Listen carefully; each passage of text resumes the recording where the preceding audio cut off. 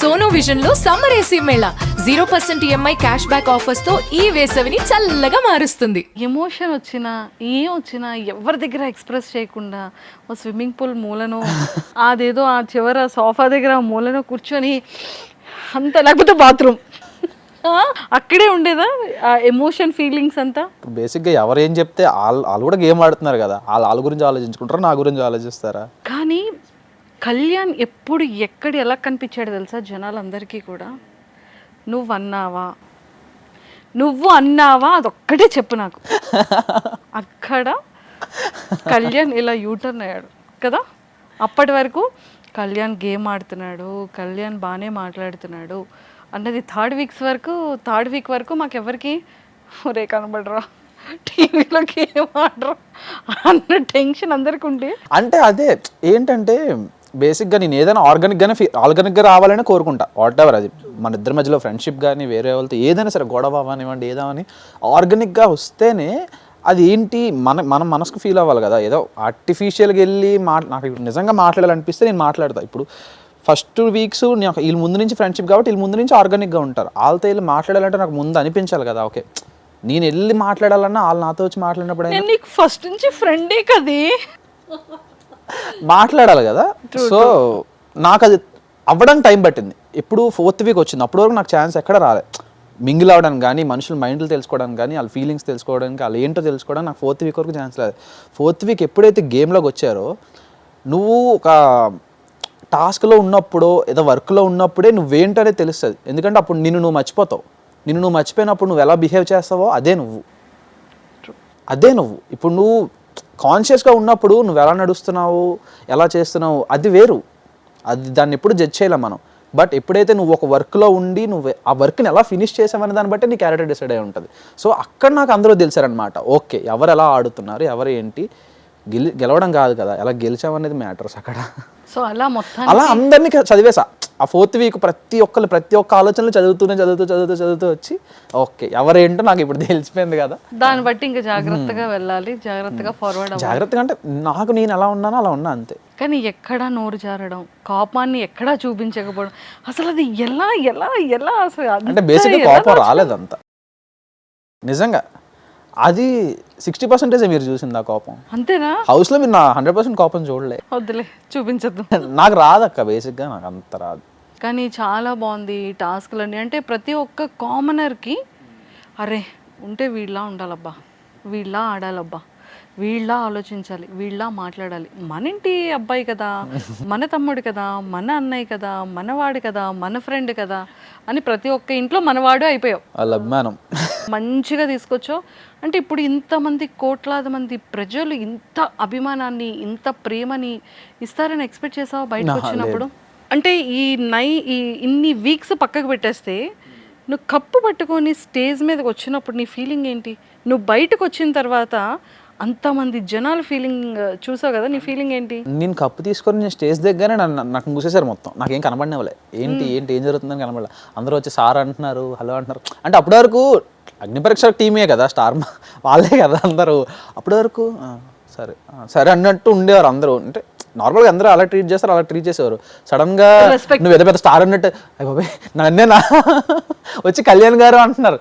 గారు ఎందుకన్నా నేను కళ్యాణాన్ని పిలిచేవాడు కదా ముందని చెప్పి వాళ్ళనే నాకు తెలియదు కదా బయట ఎంత జరిగిందని.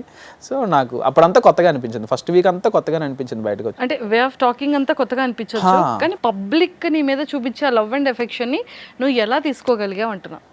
అదా నమ్మలేదు ఫస్ట్ ఆఫ్ ఆల్. బేసిక్గా ఎవరు బాబు ఎంత ఉందా, నాకు ఇంత సీన్ ఉందా, అసలు నా గురించే నేను ఎంత కష్టపడుతున్నారు అని చెప్పిన తర్వాత నన్ను నేను చూసుకున్న తర్వాత 2 రీల్స్లో కానీ ఇన్స్టాలో కానీ వాట్ ఐ యామ్, వీళ్ళకి ఏం ప్రాజెక్ట్ అయ్యింది నా నుంచి, ఎందుకు ఎంత అభిమానిస్తున్నారంటే okay this is the point. నీకు ఇప్పటికీ కూడా ఫన్నీగా అనిపించిన రీల్ ఏ రీల్ నీకు బాగా అనిపించింది? ఏ రీల్ నీకు చాలా ఎమోషనల్గా కనెక్ట్ అనిపించింది? ఫన్నీ రీల్ కావాలి, ఎమోషనల్ రీల్ కావాలి, బోత్ కావాలి, 2 కావాలా?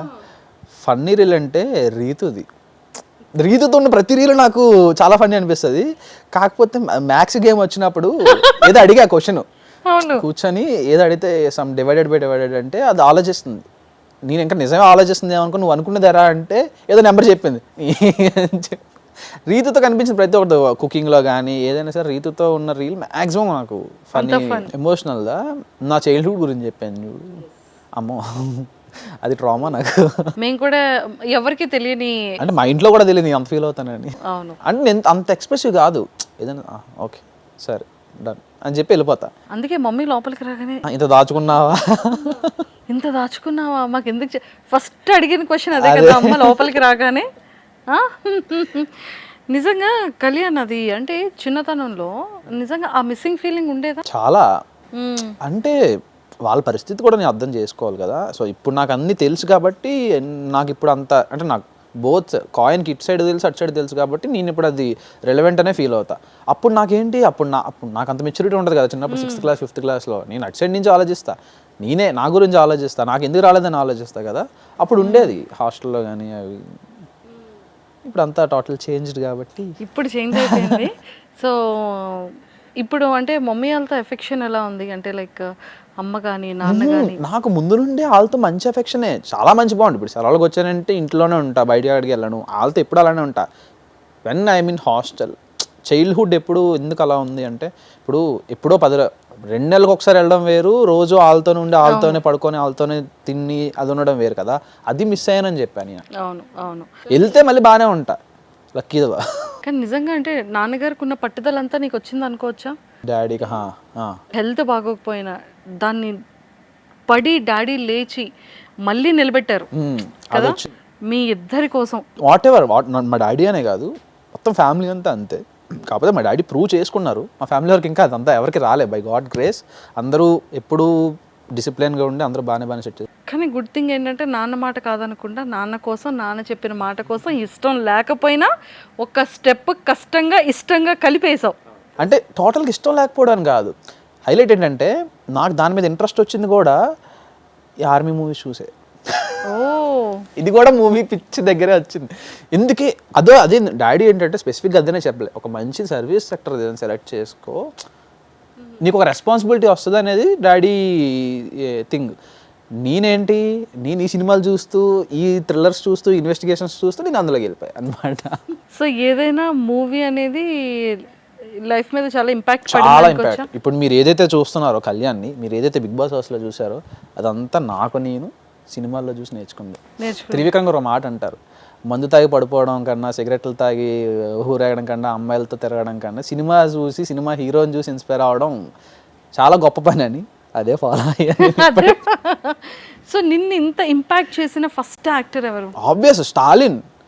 అమ్మో స్టాలిన్ ఫేవరెటా? స్టాలిన్ చిన్నప్పుడు అంటే నేను ఫస్ట్ చూసి చిన్నప్పుడే నేను మా అన్నయ్యలతో సినిమాలకు వెళ్ళి వాళ్ళు ఎగురుతుంటే నేను కూడా వాళ్ళతో పాటు ఎగిరి వాళ్ళతో పాటు విజిల్ నేర్చుకొని పేపర్లు ఎగరేసిన సినిమా నాకు స్టాలిన్. నాకు ఇప్పటికీ గుర్తు. చిన్నప్పుడు మా అమ్మమ్మ మా తాతయ్య వాళ్ళ ఇంటికి వెళ్తే స్టాలిన్ స్టెప్పులు ఉంటాయి కదా, పరారే స్టెప్పులు వేస్తే వాళ్ళు వీడు మంచి యాక్టర్ అయిపోతాడేమో అనుకున్నారు. అలా అప్పటి నుంచి స్టాలిన్ బేస్. సో నువ్వు చదువుకున్న స్కూల్కి వెళ్ళావు, చదువుకున్న కాలేజ్కి వెళ్ళావు, అదే స్కూల్లో ఈరోజు నిన్ను ఒక సెలబ్రిటీ గెస్ట్గా ఇన్వైట్ చేసినప్పుడు అంతకన్నా ప్రౌడ్ మూమెంట్ ఏ పర్సన్కి ఉండదు కదా. నేను యాక్చువల్లీ అక్కడ ఒక డైలాగ్ చెప్పడం మర్చిపోయా. అంటే మనం చదువుకున్న స్కూల్ మనల్నే చీఫ్ గెస్ట్గా పిలిస్తే ఆ ఫీల్ అంటే మీలో ప్రతి ఒక్కరు అలా ఇలానే అవ్వాలని కోరుకుంటాను అని అందాం అనుకున్నా, మర్చిపోయాను నేను అక్కడ. ఇప్పుడు చెప్పేసావుగా, చెప్పేశాను కదా. ఇప్పుడు పంపించేద్దాం వాళ్ళకి. స్టూడెంట్స్ అందరూ చాలా ఇన్స్పిరేషన్గా తీసుకొని ప్రతి ఒక్కరు అలా చీఫ్ గెస్ట్గా వెళ్ళే పొజిషన్కి వచ్చేయాలని కోరుకుందాం మనం కూడా. అలా అవుతారు కూడా, మా మోడర్న్ అలా తయారు చేస్తారు అంతే. సూపర్.